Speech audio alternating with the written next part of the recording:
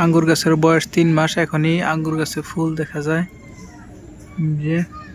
তারপরে এইখান দিয়েও প্রচুর পরিমাণ ফুল, অর্থাৎ প্রত্যেকটা গিটে গিটে মনে হয় ফুল আসছে। গাছের বয়স মাত্র 3 মাস, 3 মাস কয়েকদিন হয়েছে।